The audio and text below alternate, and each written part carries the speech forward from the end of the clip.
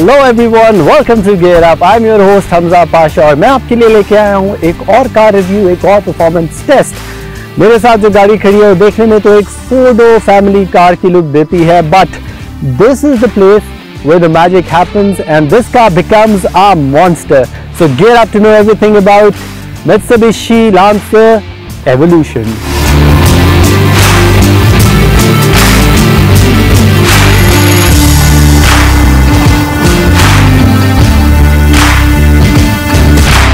पहली Mitsubishi Lancer आई 1992 में और आज तक इसकी टोटल 10 generations लॉन्च हुई and it was discontinued in 2015, which makes this car even more rare.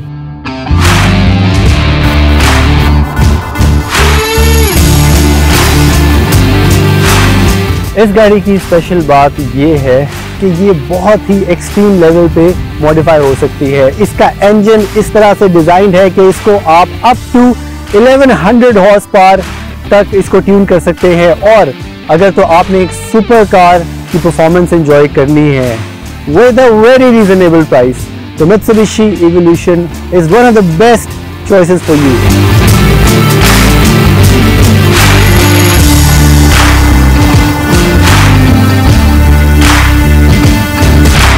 Evolution वो गाड़ी है जिसने रैली की दुनिया में बहुत ही ज़्यादा कामयाबी हासिल की, और अगर आप इसका फ्रंट लुक देखें तो आपको, अगर if you look really closely, तो आपको वो एग्रेसिव कर्व्स नज़र आएंगे।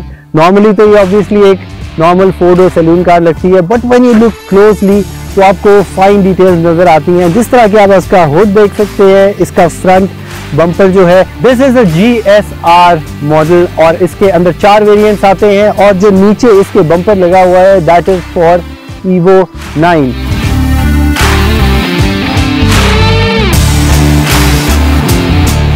जो लोग ये गाड़ियां रखते हैं वो बहुत ही शौकीन लोग होते हैं और they modified their cars to their preference.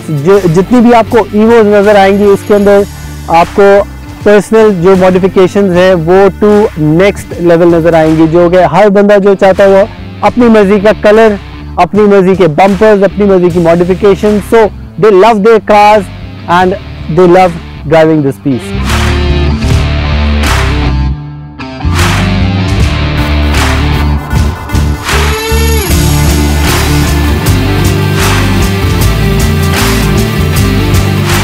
I asked the owner कि ये 2 clamps किस चीज़ के लिए हैं, and I was surprised to know कि जितना यहाँ से एयर इनटेक होता है और जितना यहाँ पे प्रेशर डेवलप होता है, this is just to keep the hood down। जितनी पावर जनरेट करती है, अगर ये clamps ना हो तो there is a possibility कि हुड ही उड़ जाए। So let's uncage this beast।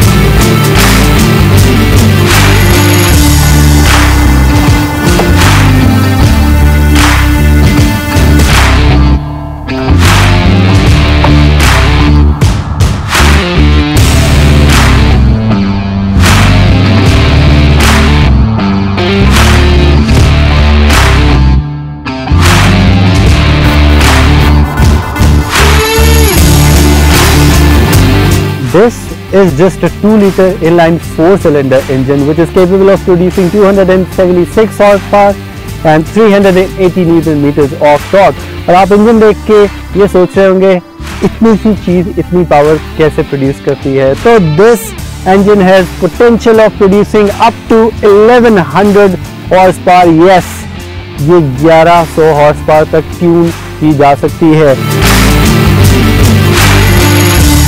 इस गाड़ी के अंदर देखते हैं हम क्या क्या मॉडिफिकेशन हुई है, और हमारे साथ जो आज गेस्ट और ओनर ऑफ द कार हैं, he has an amazing knowledge about cars. I would like to welcome mister Bilawal. क्या हाल है बिलावल भाई? अल्हम्दुलिल्लाह, कैसे हैं आप? ठीक हैं, thank you so much. Thank you for being a part of gear up. I welcome you to the show. Thank you. And this is a beautiful engine, और दिस, अब मुझे इसके बारे में बताएं कितना हॉर्स पावर जनरेट करवा रहे हैं आप इससे? अगर इसे हम फुल पुश कर दें गाड़ी को तो अराउंड 600 हॉर्स पावर ये अभी जनरेट कर रही है, और 700 न्यूटन मीटर टॉर्क जनरेट कर रही है। 700 newton metre of torque is a lot. तो अभी हम इसको थोड़ी देर तक ट्रैक पे भी लेके जाएंगे तो आपको लाइव देखने को मिलेगा कि ईवो किस लिमिट तक पुश होती है। और बताएं इसके बारे में, आपको कितना टाइम लगा, कितनी देर से आप इस इंजन को जो है वो बना रहे हैं? इस पे बहुत सारी वर्किंग की है मैंने। पहले होमवर्क बहुत करना पड़ता है क्योंकि बहुत मुख्तलिफ बिल्ट मिलते हैं ऑनलाइन। अगर आप चेक करें तो बहुत सारे बिल्ट हैं, सबका अपना अपना तरीका है। मुझे कुछ डिफरेंट तरीका लेना था कि मुझे ब्लॉक को, इंजन को बहुत ज़्यादा नहीं छेड़ना था। तो जो नेचुरल चीज़ होती है वो नेचुरल होती है। मैंने इसको सिंपली फ्यूल सिस्टम के थ्रू और एयर के थ्रू अपग्रेड किया गाड़ी को। इसमें बड़ा टर्बो ऑब्वियसली ज़रूरी था बहुत ज़्यादा।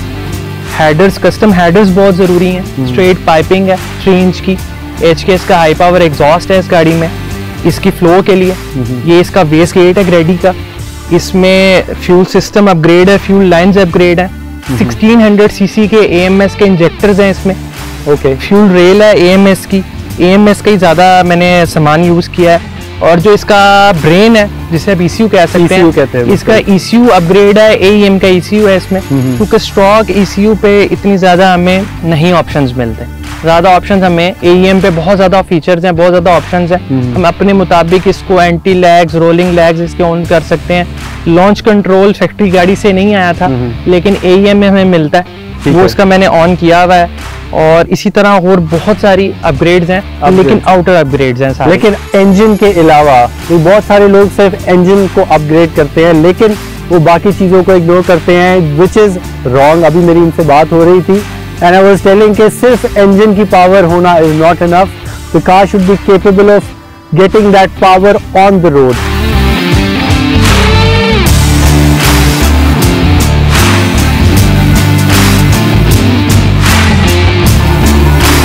मैं आपसे पूछना चाहूंगा कि इंजन के अलावा भी आपने इसमें मॉडिफिकेशंस करवाई हैं कि इस जस्ट द इंजन?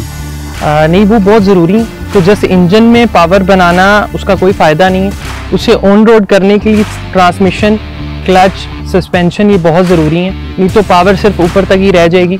इसमें after market twin plate clutch है क्वार्टर मास्टर का, जो इसकी पावर को ऑब्जर्व करके ऑन रोड करता है। वो बहुत ज़रूरी है। मोस्टली लोग सिर्फ इंजन बिल्ड करते जाते हैं, जिस वजह से वो इतने ज़्यादा हाई HPs गेन नहीं कर पाते। बिल्कुल सही है। अगर इसमें रेगुलर क्लच जो है, क्लच अपग्रेड ना करे, इसका जो स्टैंडर्ड क्लच है, अगर इसमें वो हो तो वो 1, 2, 3 रन्स के बाद फारिग हो जाता है। इतनी ज़्यादा पावर प्रोड्यूस करने के लिए आपको इंजन में, गाड़ी में बहुत सारे चेंजेस करने पड़ते हैं। तो what drove you towards making a fast car? वो आपको कब से शौक है गाड़ियों का? मुझे मेरा ख्याल है मेरा फर्स्ट टॉय भी कार ही होगा, और आज तक मेरा टॉय कार ही है। मुझे शुरू से शौक है, इन्हीं चीज़ों का शौक है। और मुझे सबसे ज़्यादा शौक ये है कि मैं बिल्ड खुद करवाऊँ, एक बनी बनाई चीज़ नहीं, एक खुद बिल्ड। ये बिल्ड मेरे ज़हन में था। ये मेरी सेकंड ईवो है बेसिकली, फर्स्ट ईवो नहीं है। फर्स्ट ईवो मैंने इतनी ज़्यादा बिल्ड नहीं कर पाया था, क्योंकि उस टाइम मुझे इतनी इन्फॉर्मेशन नहीं मिली इन चीज़ों के बारे में। बहुत मुश्किल है इनको लेके चलना, लेकिन बहुत आसान भी है अगर आप एक दफ़ा इस कम्युनिटी में एंटर हो जाएं तो। एग्जैक्टली, मैं देख रहा था अगर आप साइड पे आए तो देखें तो इनके जो रिम्स का कलर है वो गोल्डन है। तो इस कलर कंट्रास्ट की क्या इस पीछे इसकी क्या बैक स्टोरी क्या है? असल में इसमें स्टोरी ये है कि बड़ा मुश्किल हुआ मुझे इसके रिम्स को रिम कलर को चूज करना, क्योंकि मेरा गाड़ी का कलर बहुत डिफरेंट है। आपने देखा होगा ये कलर, मेरा ख्याल है पाकिस्तान में कोई ईवो इस कलर की नहीं है। बिल्कुल, ये पर्लेसेंट कलर है। पर्लेसेंट कलर जो कि हर एंगल पे I think 4 to 6 colours different, minimum 6 colours के आपको आप देख सकते हैं कि इस पे हर एंगल पे शेड आता है। और पर्सनली मुझे याद है कि मैं एक ज़माने में नीड फॉर स्पीड खेला करता था, उसके अंदर पर्लेसेंट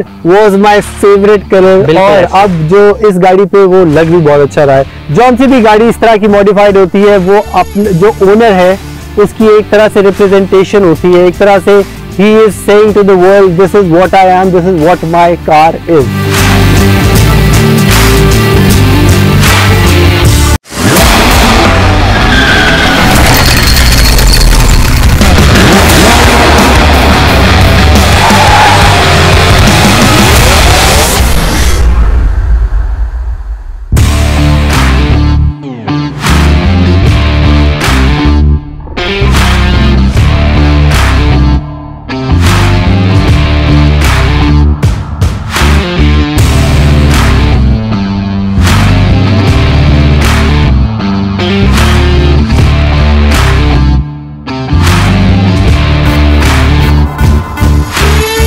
सबसे पहले मैं बात करना चाहूँगा about the practical use of this car. क्या ये डेली ड्रिवन कार के तौर पे इस्तेमाल हो सकती है या नहीं, और पाकिस्तान में इसको रखना कितना मुश्किल है। सो बिलावल भाई, पाकिस्तान में इसको क्या आप मेंटेन करना आसान है या इट्स रियली हार्ड? मेंटेनेंस की बात करें तो मेरा ख्याल है मेंटेनेंस थोड़ी सी मुश्किल है अगर आप इसको ट्यून कर लेते हैं तो। अगर आप एक स्टॉक गाड़ी की बात करें तो उसे मेंटेन करना इतना मुश्किल नहीं है। आपको जस्ट एक अच्छा इंजन ऑयल चाहिए होता है इस गाड़ी के लिए, बाकी एक आम नॉर्मल गाड़ी की तरह इसको आप ट्रीट कर सकते हैं। जस्ट आप एक चीज़ रिकमेंड है इसके लिए कि इसका क्लच अगर हम अपग्रेड कर दें स्टॉक कार का, तो इसे आप डेली ड्रिवन कार के तौर पे यूज़ कर सकते हैं। अगर क्लच अपग्रेड करें, रेगुलर क्लच पे नहीं? रेगुलर क्लच बिल्कुल भी नहीं। और इसका ऑयल चेंज कितनी देर बाद कर रहे हैं आप? ऑयल चेंज रिकमेंड तो 7000 किलोमीटर होता है। AMS ऑयल मैं यूज़ करता हूँ, तो इसके लिए बहुत बेहतरीन है। पाकिस्तान में ड्रैग कल्चर बहुत तेजी से बढ़ा है। बहुत सारे लोगों ने अपनी गाड़ियाँ ट्यून की हैं to get the maximum output in a quarter mile, जो ड्रैग रेस होती है। तो आप क्या इस कल्चर का पार्ट, आप you regularly go on drag races? नहीं, बहुत ज़्यादा नहीं, टाइम नहीं इतना मिलता, लेकिन इनको छोड़ा नहीं जा सकता। जो एक दफ़ा इस कम्युनिटी में आ जाता है, जो एक अच्छी स्पोर्ट्स कार चला लेता है, वो फिर उससे हट नहीं सकता। What about the comfort of the car, या इसका जो सस्पेंशन है उसके अंदर कोई मॉडिफिकेशन है? How did you find the suspension? इसमें बिल्स्टीन सस्पेंशन है, क्योंकि GSR है, और बिल्स्टीन बेसिकली थोड़ी स्टिफ होती है। सस्पेंशन इसका बहुत सॉफ्ट या नहीं होता, स्टिफ होती है। डन हो गया। अच्छा, इसका आपका एक्सपीरियंस हुआ है कि कभी इसको हिली एरियाज में या हाईवेज पे इसकी कैसी परफॉर्मेंस है ओवरऑल? हाँ जी बिल्कुल, मैं इसको लेके गया हूँ, हिली एरियाज में भी लेके गया हूँ, हाईवे पे मैंने काफ़ी ट्रैवल किया इस गाड़ी को लेके, और बहुत स्मूथ होती है हाईवे पे। ये फील इसके लिए वो हमारे हाईवे की जो स्पीड लिमिट है वो बहुत कम है, वो बिल्कुल भी हमें सूट नहीं करती। 120 पे जैसे ऐसे लगता है कि चल ही नहीं रही है गाड़ी। और हिली एरियाज में ये बहुत मज़ेदार है क्योंकि ऑल व्हील ड्राइव ट्रेन है। तो इसकी ब्रेकिंग आपने मॉडिफाई की है या इसकी स्टैंडर्ड ब्रेक्स आ रही है? इसमें स्टैंडर्ड भी ब्रेम्बो ही आता है, ब्रेम्बो ब्रेक्स ही आती हैं जो कि बहुत अच्छी हैं, लेकिन क्योंकि मैंने गाड़ी ट्यून की थी तो मुझे ब्रेक्स अपग्रेड करनी थी, मैंने ब्रेम्बो ही अपग्रेड किया है। क्योंकि जितना गाड़ी को इम्पोर्टेंट तेज़ चलाना या उसको तेज़ करना है, उतना ही उससे ज़्यादा इम्पोर्टेंट है कि उसको रोकना कैसे है। तो ब्रेक्स पे बहुत सारे लोग फोकस नहीं करते, टायर्स पे बहुत सारे फोकस नहीं करते, जिनकी वजह से बहुत सारे आपको एक्सीडेंट्स देखने को मिलते हैं। And this is a proper track जहाँ पे भी हम गाड़ी थोड़ी बहुत टेस्ट भी करके देखते हैं कि क्या परफॉर्मेंस है। तो please never ever try this on the regular roads. आप अपनी और दूसरों की जान को खतरे में ना डालें। If you want to race, अगर आपको शौक है तो come on a proper racing track और अपना स्किल और अपना जो शौक है वो पूरा करें। तो इसके जो पार्ट्स है, अगर खुदा ना खास्ता ये गाड़ी कहीं पे लग जाती है तो उसके पार्ट्स किन से मिलते हैं? आसानी से मिलते हैं? एडवांस सामान है, eBay से आप कहीं से भी ऑनलाइन ऑर्डर कर सकते हैं और बहुत फास्ट डिलीवरीज हैं। और मेरा नहीं ख्याल को ख़ास मसला है, आप अगर लोकली भी अगर कोई आपको देगा ये पार्ट तो महंगा ही देगा, तो आप इसको ऑनलाइन सोर्स कर सकते हैं, इजीली सोर्स कर सकते हैं। ऑनलाइन सोर्स करना, लेकिन कोई शॉप्स वगैरह उस तरह से नहीं है कि रेडीली अवेलेबल हो? नहीं, बिल्कुल भी नहीं। और सिर्फ इंजन से कि बॉडी पार्ट्स भी? बॉडी पार्ट्स भी। इस गाड़ी के अंदर आप रेगुलर फ्यूल भी डाल सकते हैं या सिर्फ हाई ऑक्टेन डलता है? हाई ऑक्टेन यूज़ करना पड़ता है, उसके साथ भी अक्सर हमें ऑक्टेन बूस्टर भी यूज़ करना पड़ता है, ठीक है, ताकि इसमें हमें फर्दर कोई इश्यूज ना आए। ठीक है। और इसकी जो टर्बो मैनेजमेंट है और जो ट्यूनिंग है वो आप किन बेसिस पे करते हैं? क्योंकि बहुत सारे लोग हैं जो कि जानते नहीं कि हाउ अ टर्बो वर्क्स, तो उसके बारे में आप बताएं। इसका जो आप प्रेशर सेट करते हैं उसका क्या सारा सीन है? असल में आपको एक सिंपल सी चीज़ बताता हूँ। टर्बो की एक छोटी सी मेंटेनेंस होती है। फर्स्ट ऑफ ऑल, अगर आपके पास कोई भी टर्बो गाड़ी है तो मेंटेनेंस ये होती है कि टर्बो के आगे जो एयर फिल्टर यूज़ हो रहा है ना, एयर इनटेक जिसे हम कहते हैं, वो अच्छी क्वालिटी का यूज़ हो रहा हो। चाइनीज़ या लोकल बहुत सारे मार्केट में अवेलेबल है। टर्बो अगर एयर के साथ कोई मट्टी या कोई चीज़ सक कर जाएगा तो टर्बो की लाइफ कम हो जाएगी।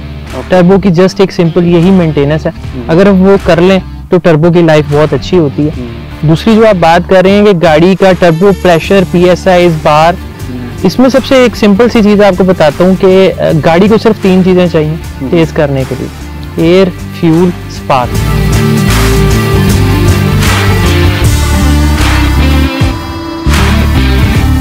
हमें इन 3 चीज़ों को अपग्रेड करना होता है और इनको बैलेंस करना होता है। टर्बो ऐसे नहीं है कि टर्बो बस आपने लगा दिया और टर्बो को तेज़ प्रेशर खोलते जाएंगे गाड़ी तेज़ होती जाएगी, ऐसा नहीं है। आपको उस मुताबिक स्पार्क भी देनी है, आपको उस मुताबिक फ्यूल भी देना है। एयर फ्यूल रेशो और स्पार्क, ये 3 चीज़ें हमें मेंटेन करनी होती हैं इसमें। अगर आप रेस बिल्ड इंजन कर रहे हैं तब आप हाई प्रेशर्स गेन कर सकते हैं, अदरवाइज आपका ब्लॉक डैमेज कर देगा। Just to put it into perspective, जो बुगाटी वेरॉन जो कि दुनिया की तेज तरीन गाड़ी रह चुकी है, it was producing 1000 horse power, और ये छोटे से इंजन के साथ आप इसको ट्यून करके you can take it up to 1100 horse power, which is insane. अगर आप इस गाड़ी को ओन करना चाहते हैं, आपको शौक है कि आप एक अच्छी स्पोर्ट्स कार रखें, लाइक ईवो आप परचेज करें, रखें उसको, तो उसके लिए ज़रूरी है कि आपको पैशनेट होना चाहिए। अगर आप पैशनेट नहीं है गाड़ियों के मामले में तो आप इस गाड़ी को नहीं रख सकते। इसकी मेंटेनेंस बाज़ औक़ात बहुत मुश्किल हो जाती है। उसका रीज़न सिर्फ यही है कि मुख्तलिफ वर्कशॉप्स हैं जिनमें कुछ अच्छी वर्कशॉप्स भी हैं और कुछ वर्कशॉप्स हैं जो आपको बहुत तंग कर देती हैं। मेरा अपना एक्सपीरियंस आपको बताऊं तो स्टार्ट में मेरा काफ़ी डिफरेंट एक्सपीरियंस मैंने किया है। कुछ लोग बहुत अच्छे मिले, कुछ वर्कशॉप्स मैकेनिक्स बहुत अच्छे मिले जिन्होंने बहुत अच्छा गाइड किया, मेंटेन की मेरी गाड़ी, और कुछ जो थे उन्होंने जस्ट अपना बिजनेस किया, बिल्कुल बिजनेस में रहे, अपना बिजनेस किया। हर किस्म के लोग होते हैं, बिल्कुल, तो वो बड़ा बैड एक्सपीरियंस था मेरा। कुछ चीज़ें हैं जो वर्कशॉप्स में जाके ही हो सकती हैं, DIY आप नहीं कर सकते हर चीज़ को, क्योंकि यहाँ पे हमारे लिए अवेलेबिलिटी चीज़ें मुश्किल हैं। इस जर्नी के दौरान मैंने एक अपनी वर्कशॉप बना ली ताकि मुझे एक टाइम स्पेंड करना अच्छा लगता था गाड़ी के साथ, क्योंकि ये गाड़ी नहीं है इस लायक बेबी। आपको एक बच्चा है वो पालना है, जिसके नखरे भी हैं, उसकी बीमारियां भी हैं, उसके मामलात भी हैं, तो आपको ये लेके चलने, तो आपको अटैच्ड होना पड़ता है बच्चों की तरह अपनी गाड़ी से, तभी आप बिल्कुल इस तरह का जो शौक है वो पूरा कर सकते हैं। बिल्कुल ऐसे ही है। आपको कभी जरूरत हो, कोई मशवरा चाहिए हो तो मेरे से feel free at A time पूछें, मुझे शौक है। ऑडियंस को भी मुझे बहुत शौक है। Great guy and very passionate about cars, और इनका नॉलेज भी आप देख सकते हैं कि he has a lot of knowledge to offer to everyone. अच्छा, एक और सबसे इम्पोर्टेंट बात जो मैं आपसे पूछना चाहता हूँ कि इस कार की क्या प्राइस है? आप नॉर्मली अगर मैं बात करूँ तो अभी भी पाकिस्तान में 3 to 4 मिलियन में एक ईवो मिल जाती है हमें, ईवो 7, ईवो 8 हमें मिल जाती हैं, depend on the condition of the car. बात करूँ ट्यूनर कार की तो उसकी प्राइस डिपेंड करती है कि गाड़ी में सेटअप क्या है, पार्ट्स क्या यूज़ हुए हैं, कितनी परफॉर्मेंस है, उसके मुताबिक ये 7 million, 8 million up to 10 million भी कॉस्ट कर जाती है गाड़ी, depends on the tuner. Stage 1, stage 2, stage 3, ये जो ट्यूनिंग होती है उसके बारे में आप थोड़ा सा एक्सप्लेन करें। व्हाट आर दी स्टेजेस और वो कैसे डिफरेंशिएट करती है? स्टेज 1 बेसिक होती है, हमारी बेसिक बिगिनर स्टेज होती है, वो बड़ी इजी भी होती है, प्राइस इफेक्टिव भी होती है। प्राइस बहुत ज़्यादा नहीं है, पॉकेट इफेक्टिव है, आप कर सकते हैं इजीली किसी भी गाड़ी को, उसमें ज़्यादा प्रॉब्लम्स नहीं होती। जस्ट गाड़ी को हमने एक डाउन पाइप करना होता है, स्ट्रेट पाइप करना होता है, एयर इनटेक सिस्टम अपग्रेड करना होता है और fuel system, fuel pump upgrade कर देते हैं। ये जो स्टेजेस है ये हॉर्स पावर की बेसिस के ऊपर डिसाइड होती है कि this car is making 300 to 500 horse power for example, तो ये स्टेज 2 है या स्टेज 3 है? डेफिनेटली इसके जितनी परफॉर्मेंस हम करते जाएंगे उतने एचपीज लेगी, लेकिन जरूरी नहीं है हर गाड़ी के एचपी सेम आए। ठीक है, वो गाड़ी की बाज़ इंजन कंप्रेशन, बाज़ उसकी जो कंडीशन होती है उसके मुताबिक भी अप डाउन होती रहती है। Let's go for a drive और देखते हैं कि ट्रैक पे मित्सुबिशी इवोल्यूशन कैसे परफॉर्म करती है।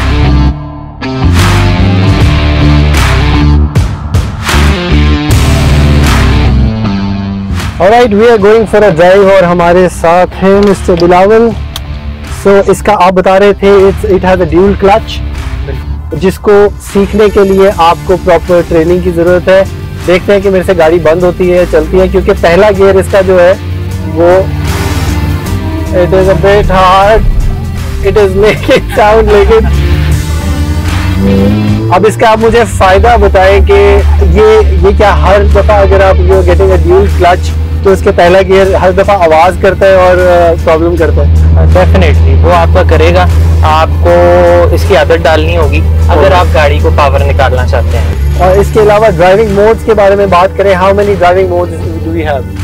इसमें 3 ड्राइविंग मोड्स हैं। ठीक है, एक पहला ड्राइविंग मोड है जिसे टारमैक कहते हैं। टारमैक में ऑल व्हील ट्रैक्शन होता है, ठीक है, और ऑल व्हील जो चारों व्हील्स हैं उनमें पावर सेम होती है, बिल्कुल इक्वली पावर डिस्ट्रीब्यूट कर रहा होता है। उसके बाद सेकंड मोड है ग्रेवल मोड है, उसमें भी ऑल व्हील ट्रैक्शन है लेकिन रियर व्हील्स की ट्रैक्शन कम करके उसमें पावर ज्यादा कर देता है, रेयर बाइस्ड हो जाता है, रेयर व्हील्स को ज्यादा पावर देता है फॉर द ग्रेवल। और थर्ड जो मोड है वो स्नो मोड है, उसमें ऑल व्हील ट्रैक्शन ऑफ है और व्हील फ्री है।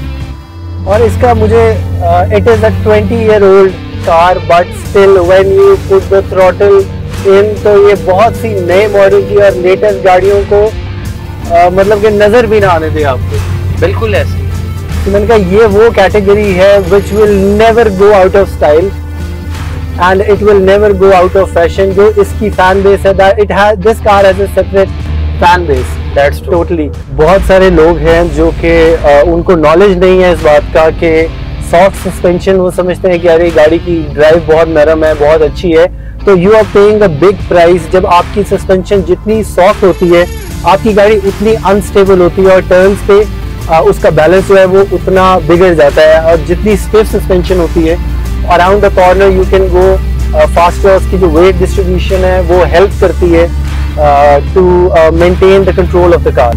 और मैं ये फ्रंट पे देख रहा हूँ, यहाँ पे 4 गेजेस हैं। आप मुझे एक्सप्लेन और ऑडियंस को एक्सप्लेन करें कि ये इनका क्या प्रैक्टिकल यूज है। असल में ये जो 4 गेजेस लगी हुई है, ये बेसिकली गाड़ी की मेंटेनेंस पावर देखने के लिए है। लाइक फर्स्ट जो आपके मोस्ट राइट पे है, ये बूस्ट गेज है। इससे हम चेक करते हैं कि कितने बार बूस्ट बना रही है, डाउन पे, अप पे, टॉप रेव पे। उसके बाद जो सेकंड है, ये एयर फ्यूल रेशियो है। ये सबसे ज़रूरी गेज है। जब तक आपकी एयर फ्यूल रेशियो वाली जो नीडल है ये ऑप्टिमल पे ना हो या रिच के पास ना हो, आपको इसे रेव नहीं करना चाहिए। लीन मोड पे इसको रेव करना है, इसके इंजन के लिए बहुत बुरा है। थर्ड वन जो है, इसके इंजन ऑयल का टेम्परेचर है। फोर्थ वन जो है वो वोल्टेज मीटर है। वोल्टेज मीटर भी बहुत जरूरी होता है। अगर गाड़ी के वोल्टेज डाउन या अप हो तो गाड़ी में स्पार्क या मुख्तलिफ चीजों का सबब बन सकते हैं। तो हमें ये चीजें इनके थ्रू मॉनिटर करनी, कॉन्टिन्यूसली मॉनिटरिंग के लिए ये गेजेस हेल्प करती हैं। और अगर आपको शौक है तो आपको इतना नॉलेज और इतनी सारी चीजों की detail, if you want a fast car that comes in a price, what I believe. हम जाने लगे हैं फॉर अ 0 to 100 टेस्ट, जिसके लिए ये गाड़ी बनी है और जिसके लिए गाड़ी में इतनी ज़्यादा ट्यूनिंग हुई है। तो लेट्स सी कि 0 to 100 कितनी देर में जाती है। I am really excited. और बिलावल भाई मेरे साथ हैं। इसका 0 to 100 करने के लिए आपको जिसका जो क्लच है उस पर आपको प्रॉपर जो है, पहले you have to get familiar with it, otherwise you can not even launch this car. आप 10 दफ़ा इस गाड़ी को बंद करेंगे। तो मैं थोड़ी सी प्रैक्टिस करके तो देखता हूँ कि 0 to 100 टाइम क्या आता है। So let's go.